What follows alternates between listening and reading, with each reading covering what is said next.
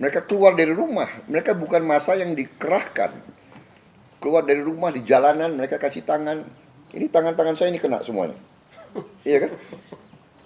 Karena rakyat kita itu ternyata tangannya kuat-kuat. Kalau kasih tangan tuh keras-keras sekali gitu. Benar-benar sakit, tapi bagi saya nggak apa-apa. Supaya Bapak ingat, jadi kalau Bapak jadi nanti Iya, Bapak jadi ingat, jadi saya merasa ya, dan ingat di mana-mana rakyat sekarang udah punya handphone, iya kan? Tukang ojek punya handphone, petani punya handphone.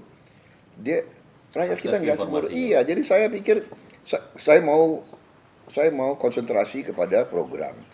Ini kita sekarang tinggal 20 hari, 21 hari. Sudah saya mau bicara pemikiran saya, kalau ditanya, kalau nggak ditanya, saya datang ke rakyat. Ya terserah nanti ya rakyat yang menilai ya. Jadi orang-orang yang negatif campaign atau black campaign itu menurut saya, feeling saya mereka ada beberapa kelompok, ada yang memang sebetulnya antek daripada kekuatan asing. Jadi Indonesia ini nggak boleh punya pemimpin yang bersih dan kuat. Itu tidak boleh. Indonesia harus dipelihara dalam posisi sekarang. sebagai pasar. Sebagai pasar, sumber bahan baku, Indonesia, ya orang Indonesia itu pelayan. Dan itu intinya itu, Indonesia pelayan. Indonesia harus bodoh, pelayan, kacung. Nah, saya tidak mau itu. Saya tidak mau negara saya jadi kacung. Saya mau bersahabat sama semua negara, tapi negara saya bukan negara kacung. Jadi ini feeling saya, ini ada rasialisme terhadap kita, terhadap orang Indonesia. Orang Indonesia ini mau dipelihara sebagai kacung, pesuruh. Kamu boleh TKI, kamu boleh kerja di kebun-kebun saya, memetik, kamu boleh jadi tukang sapu, jadi pembantu di keluarga saya.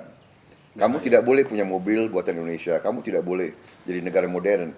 Itu kira-kira begitu. Dan ada juga yang orang-orang ya sudahlah, orang-orang mungkin iri, tapi sudahlah saya nggak mau mikirin itulah.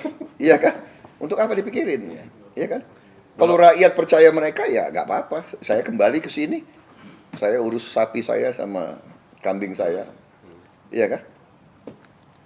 Jadi Bapak tidak terlalu peduli. Enggak, saya nggak peduli. Saya hanya mau mengabdi kepada bangsa dan negara. Saya pasrah kepada Tuhan. Saya sudah dan saya tetap akan optimis. Karena saya masih punya cita-cita banyak ya. Kalau tidak terpilih saya ingin bikin sekolah unggulan. Saya juga harus perbaiki universitas yang saya pimpin dan saya ingin punya klub sepak bola. Apa sih kejadian yang paling, saya nggak tahu, menarik kah, paling membekas buat Bapak dalam perjalanan Bapak beberapa hari terakhir ini sebagai calon presiden mengunjungi daerah-daerah, selain dipegang dan dicakar-cakar oleh ibu-ibu itu? Saya merasakan getaran, semangatnya ini dukungan besar sekali. Saya merasakan itu. Kan nggak bisa dibuat. Kalau umpamanya di suatu tempat massa sudah kumpul, yaitu massa yang dikerahkan. Ya.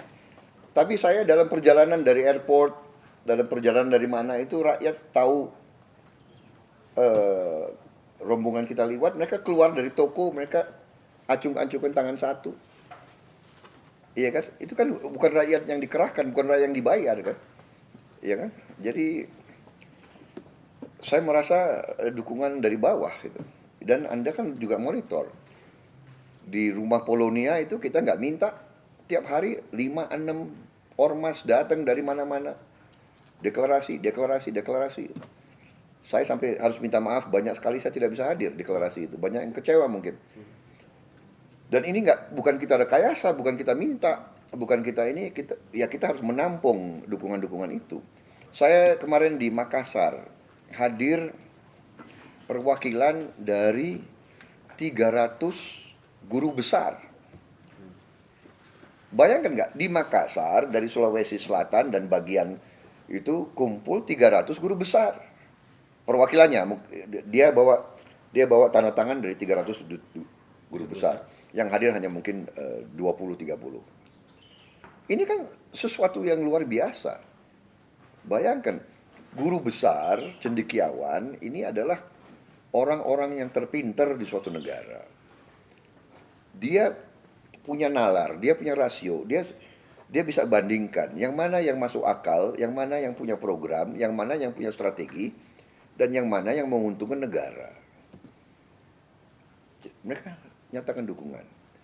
Kemudian para ulama-ulama besar, mereka nyatakan dukungan. Jadi saya merasakan, saya kira kalau ada survei-survei yang tidak menangkap arus ini, ya saya nggak mengerti. Tapi saya paham arah pertanyaan Anda dalam arti begini, memang pemilihan presiden ini dibuat suatu ajang perebutan kekuasaan, di mana ada pihak-pihak yang mau at all cost untuk mendapatkan karena negara kita sangat besar, kan begitu. Dan ini, tapi ternyata sebagian besar rakyat, sebagian besar pemimpin, sebagian besar elit sadar apa sebenarnya yang terjadi. Karena itulah mereka berbondong-bondong mendukung kami, gitu. Ya, mereka berbondong-bondong mendukung kami. Gitu. Mungkin di awal kalau lihat, ya itu Anda kan sudah pakai istilah negara-negara tertentu, ya. Dan Anda bisa lihat mungkin kekuatan uang yang ada di pihak tertentu.